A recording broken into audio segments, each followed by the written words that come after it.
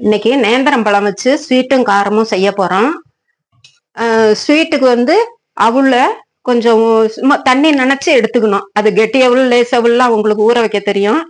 Lace அவுள்னா சும்மா தண்ணியை ஊத்தி ஒரு கழுவிட்டு உடனே அப்படியே விட்டுறணும். கெட்டி அவுள்னா சும்மா ஒரு 2 நிமிஷம் தண்ணியில ஊற வச்சுட்டு நல்லா பொல பொலன்னு இப்படி எடுத்துக்கணும். இதுல நான் தேங்காய் கொஞ்சம் கலந்துருக்கேன். இதுல வந்து நாட்டு சர்க்கரையாவது வெல்லமாவது இதுக்கு தகுந்த இனிப்புக்கு.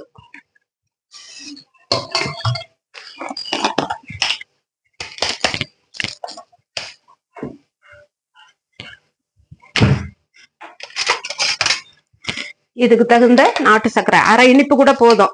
ஏன்னா வாழைப்பழம் இனிப்பா இருக்கும், நேந்திரம் பழம். அது இல்லாம ரொம்ப சேர்த்தாலும் ஒரு மாதிரி தண்ணி விட்டாப்புல ஆயிடும். இதனால ஒரு ஸ்பூன் போட்டிருக்கேன். ஒரு இது ஏலக்காய் தூள். நம்ம அவுள் ஸ்வீட் செய்வோம் இல்லையா, அதே டைப் தான். இதுக்கு தகுந்த இது ஏலக்காய். சும்மா ஒரு சிட்டிகை உப்பு, அந்த ஸ்வீட்டு தெரியணும், நல்லா சுள்ளணும் உரைக்கிறதுக்காக. இதை அப்புறமேலு கலந்துக்கலாம்.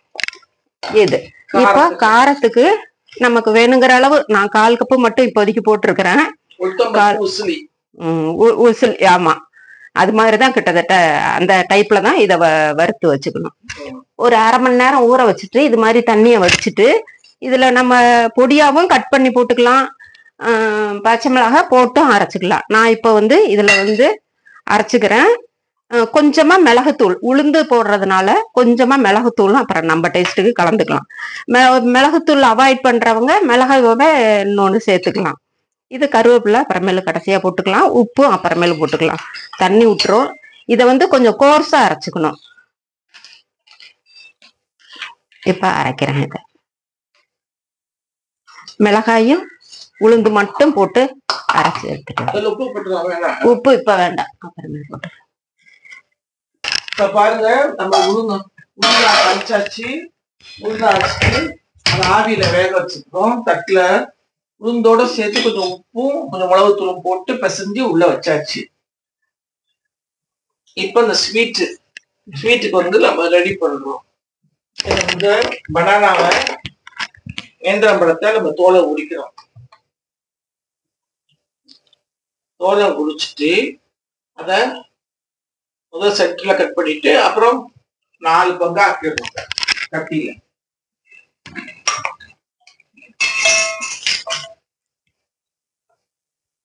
அப்படி 4 பங்கு நடுவு சென்டர்ல. இதையும் கூட நம்ம மெலிசா வேணும்னா போட்டுக்கலாம். சென்டர்ல கட் பண்ணிட்டு அந்த உழுக்குறதுல அந்த கருப்பு அதை எடுத்துடணும். லைட்டா எடுத்துடணும். அதை ஒரு ஸ்பூன் எடுத்தா கூட வந்துடும்.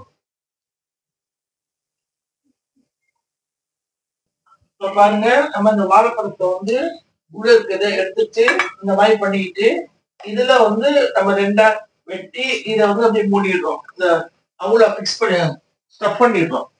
ஸ்டஃப் பண்ணிட்டு இந்த மாதிரி மைதாவை நல்லா இந்த மாதிரி கரைச்சி வச்சுக்கிறோம். கொஞ்சமா உப்பு மைதாவுக்கு இது பண்ணி கரைச்சி வச்சுட்டு கொஞ்சம் உப்பு போட்டேன். இதுல வந்து எண்ணெயை ஊற்றி தோசைக்கல்ல ரெடி பண்ணி வச்சுக்கிறோம். பாருங்க, மைதா நல்லா கரைஞ்சிருச்சு. இப்ப இதை வந்து இதுல டிப் பண்றோம். டிப் பண்ணுங்க. இதுல டிப் பண்ணிட்டு அப்படியே தோசைக்கல்ல போட்டு நம்ம எடுத்துடுறோம். நல்லா டிப் பண்ணணும். இன்னும் டிப் பண்ணணும். அந்த சந்தெல்லாம் இருக்கக்கூடாது. நல்ல எல்லா பக்கமும் விடுங்க. நம்ம வெட்டுறப்ப பார்த்து வெட்டணும். இப்ப தோசைக்கல் ரெடி ஆயிடுச்சு. எண்ணெய் ஊத்திருக்கோம், அதுல நம்ம போடுறோம். சிம்லயே வச்சுட்டா நல்லா இருக்கும், ரொம்ப தீயாது.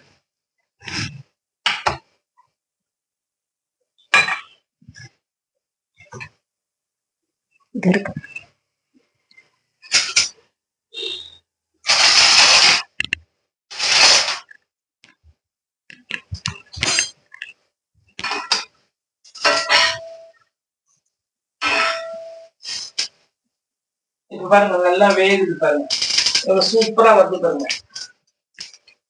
இது ஈவினிங் ஸ்நாக்ஸ் மாதிரி சாப்பிடலாம், பிள்ளைங்களுக்கும் கொடுக்கலாம். இப்ப இது வந்து ஸ்வீட். நம்ம வந்து அவளு, வெல்லம், தேங்காய், ஏலக்காய், கொஞ்சம் உப்பு எல்லாம் போட்டிருக்கோம் நம்ம. அந்த இது வந்து ஸ்வீட். அடுத்தது வந்து நம்ம வெஞ்சிட்டு இருக்கிறது வந்து உளுந்து அரைச்சி வச்சிருக்கோம். அது வந்து காரம். உளுந்து உசிலி பண்ணி அதே மாதிரி ஸ்டஃப் பண்ணி அதை போடுறோம். இப்போ நம்ம வந்து அது வெந்துக்கிட்டு இருக்கு. இப்போ அது நல்லா ரோஸ்ட் ஆயிடுச்சு பாருங்கள். சூப்பராக ரோஸ்ட் ஆயிடுச்சு. அழகாக வந்துடுச்சு. நல்லா எப்படி வந்திருக்கு பாருங்கள். நல்லா ப்ரௌனிஷ் கலராக வந்து நல்லா வந்திருக்கு. இப்போ அதை எடுத்துடுறோம். இதை எடுத்து வச்சுட்டு அடுத்தது வந்து நம்ம காரம் செய்கிறோம். உசிலி. அது உசிலியை வந்து நம்ம வந்து நல்லா பொடிசாக வச்சுட்டு அதே மாதிரி வாழைப்பழத்தில் எண்ணெய் ஊற்றிட்டு அந்த வாழைப்பழத்தில் வந்து உசிலியை ஸ்டஃப் பண்ணி வச்சுட்டு அந்த ஸ்டஃப் பண்ணதை எடுத்து அப்படியே நம்ம வந்து நல்லா டிப் பண்ணுறோம். நல்லா மாவில் டிப் பண்ணிவிட்டு அந்த உளுந்து உசிலி வந்து ரொம்ப நல்லா டேஸ்டியாக இருக்கும். காரம் அது.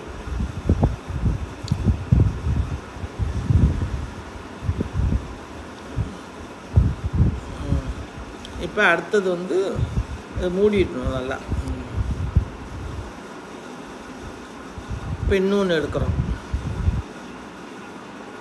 இன்னொன்றையும் நம்ம நல்லா வந்து அதில் டிப் பண்ணுறோம். தட்டிலே வச்சு ஊற்றிட்டு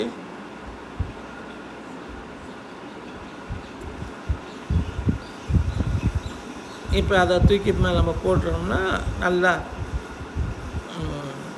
வெந்துடும். அவ்வளோதான்.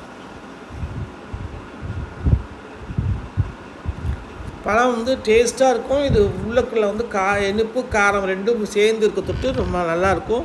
இந்த மைதா வந்து மொறுமொறுப்பு கொடுக்கும். நமக்கு டேஸ்டியாக இருக்கும். சாப்பிட்றதுக்கு ஈவினிங் ஸ்நாக்ஸ் ரொம்ப நல்லாயிருக்கும். இங்கே பாருங்கள் எப்படி இருக்குது பாருங்கள்.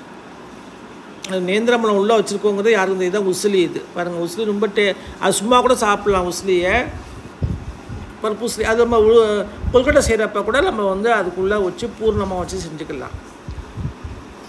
ரொம்ப சாப்பிட்றதுக்கும் டேஸ்டியாக இருக்கும். நீங்களும் செஞ்சு பாருங்கள்.